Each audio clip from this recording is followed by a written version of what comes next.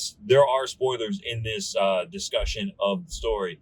However, it is like 150 years old. So if you have not read it at this point, that's kind of on you. So while I am not traveling down the Mississippi River like Huck Finn and Jim were, I am currently traveling home from dropping my son off.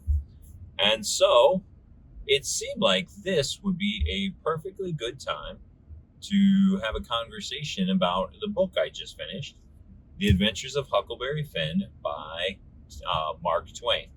Now, many of you know Mark Twain. That was a pen name for Samuel Clemens. He is the author of many different books, including A Connecticut Yankee in King Arthur's Court. He wrote a book called Life on the Mississippi. He wrote the Tom Sawyer books. And of course, probably his most famous, or one of his most famous, is The Adventures of Huckleberry Finn. And this is a book that is absolutely beloved in American literature circles, and for good reason. When Mark Twain wrote it, he wrote it in a very different style than a lot of the books that were being written then. He wrote it in more or less a common speak, or kind of a local vernacular. So he was inventing words and spellings and grammar and all kinds of things. And Huckleberry Finn is the story of a young man whose name happened to be Huckleberry Finn. And it's kind of a sequel to the book, The Adventures of Tom Sawyer. At the end of Tom Sawyer, Huck and Tom had discovered some treasure and were actually rich. They had $6,000 that Judge Thatcher then took and put into kind of a reserve for them so that it was gaining interest. But Huck really wasn't feeling it. In addition, he had been adopted by a lady in town who wanted to civilize him. And Huck was not having a good time with that at all. He couldn't do all the things that he wanted to do. He couldn't smoke. He couldn't play hooky. He had to wear clothes and go to school and things like that. Well, he's trying to get accustomed to this life when all of a sudden his drunk father, whose name is Pap, hears that Huck has money and he thinks that it belongs to him. So Huck quickly went to Judge Thatcher and put things into place to keep his father from getting the money. Well, his dad was not having that, and ended up kidnapping Huck in order to force his way into getting the money back. And so he's locked up in this cabin all the time, and his father, his Pap, is constantly trying to get the money, find a way to get the money, and all of these different things. Well, one night, Huck escapes, and he goes to an island where he's planning to hide out, and he happens to run into Miss Watson. She had a slave named Jim, and he runs into Jim. Now, Jim is running away because he heard that Miss Watson was going to sell him down the river, or sell him as a slave. And so Jim and Huck, they decide that they're going to escape. And so they find a raft and they start paddling down the Mississippi in order to get to where Jim can be free. And while all of this is happening, Huck is having a real crisis of conscience, because the society that he grew up in has really beat it into his head that Jim is nothing but a piece of property. And by him helping Jim to escape, he is actually stealing from Miss Watson. And there's nothing lower, there's nothing more underhanded than helping to steal somebody's property. Well, along the way, they run into a number of different characters, including there are two families that are feuding, and they are constantly shooting at each other, but nobody even really remembers what the feud was about. They just know they hate each other. and that ends in some tragedy. And then there is also, shortly after that happens, they run into two of the most despicable characters in literature, and that's the king and the duke. Now, they're not actually the king and the duke. That's just what they are telling people. And these are a bunch of con men who Huck and Jim have to go along with, because if they don't, it's very possible they're going to tell Jim's secret, which in fact at one point they do, because the king and the duke end up selling Jim to a family known as the Phelps. And so Jim gets captured, and Huck is like, I gotta get him out. I know it's the wrong thing. I know that what I'm doing is bad, but Jim is my friend, and I need to help him to escape. So he goes to the Phelps, and there is a case of mistaken identity in which Mr. and Mrs. Phelps think that Huck is, lo and behold, Tom Sawyer. And so Huck's like, oh, I'm in a big jam now, especially because Tom, the actual Tom Sawyer, shows up, and now they have to figure out what to do. So Tom says, I have this idea. I will be my little brother Sid. And from there, they come up with a plan on how to help Jim escape out of captivity and get to freedom. But the problem is, and this really aggravated me about the book, was Huck had a very simple plan. We're going to do A, B, C, and D. And that would have been a simple plan, and they would have been done in a night or two. But Tom has all of these grand schemes and grand ideas and all of this stuff on how you have to do a escape properly. And so they're just doing all of this ins and outs. And they eventually do escape, but Jim, in the process of escaping, there's a band of men who, because of some things that Tom did, or were aware that they were escaping, and Tom ends up getting a bullet in the leg.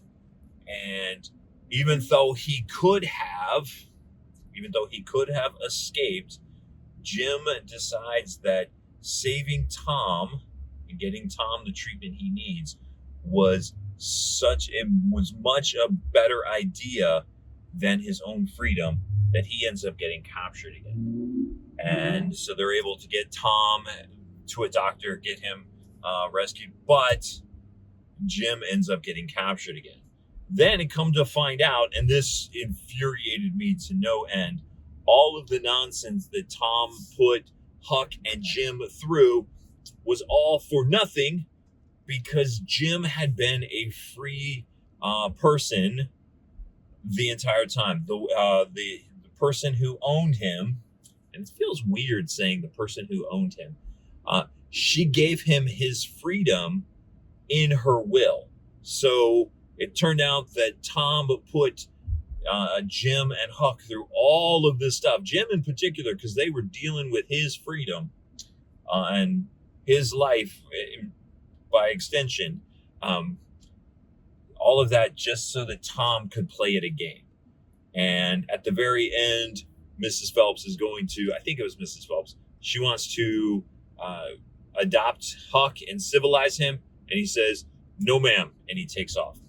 So what was interesting about this book, other than the fact that it was written in a vernacular that was very uncommon for the day, it was also told in first person. Like this is completely Huck Finn's story.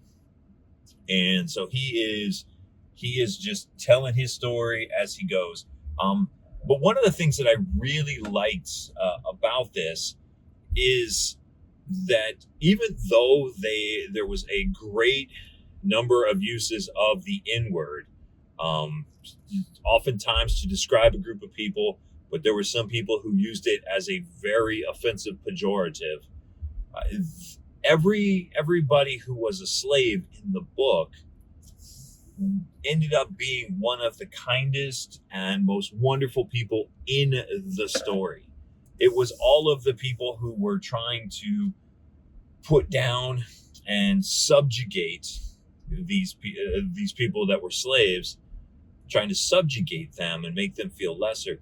They were the ones who were painted in a poor manner. Overall, I really enjoyed Huckleberry Finn. Now, I had read it once before. I think I read it in high school, maybe, or college. We had to read it at some point. And so I had read it. I was familiar with some of the story, but it was good to go back and reread it and really fill in all of the details and the small pieces, and remember what was going on with the story. Now, it is not by any means an easy book, particularly because of the words and some of the subject matter. But Mark Twain did those things in order to show and make a critique on the society of the time. The setting of the book was pre-Civil War, and it was written, I believe, sometime in the 1880s. So it was after slavery had come to an end. But overall, I understand why Ernest Hemingway and so many other American writers were so high on this book. It is absolutely fantastic.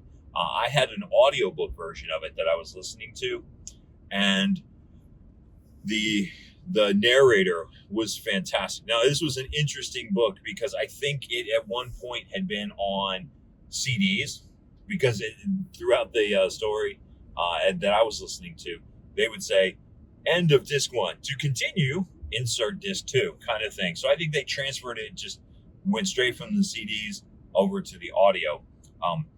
But I definitely understand why so many people like this. It is a great listen to, but just understand that if you listen in the audio form, depending on the narrator and the version, they may use the N-word a lot. And so if that is a word that is going to, cause you some concern when you hear it or you see it in text, then this might be something to be cautious about. But overall, I absolutely loved Huckleberry Finn. I thought it was a fantastic story. It was so much fun to listen to. There was a lot of humor. There was a lot of heart, especially when you get to the end and Jim is so willing to sacrifice his life and his freedom in order to save Tom without even really thinking about it. And when there's also the part where Huck, and this happened prior to that, where Huck comes to the realization that if he frees Jim, he's going against society, and in his mind, he's going against God. So it's in his head, he's going to end up going to hell, to the place of punishment, and that he is willing to do that in order to save the life of his friend. Those are two really great examples of that. Juxtapose that with Tom Sawyer, who's just a selfish little nitwit, even though Huck just seems to worship him. So that's kind of my rambling thoughts on Huckleberry Finn. Probably should have told you there were spoilers in this. I guess I'll have to add this part at the beginning. So yes, there are spoilers in this discussion of the story. However, it is like 150 years old. So if you have not read it at this point, that's kind of on you. But Huckleberry Finn, have you read it? And if so, what are your thoughts? Did you enjoy the story, or is it one that you just kind of roll your eyes when you hear? Leave all of that down below. Let me know what your thoughts on this. And is there another book similar to Huckleberry Finn that you think that I might enjoy? Leave all that down in the comments. I'm going to put some videos up here on the screen so you can check out some of the other stuff that I have on my channel.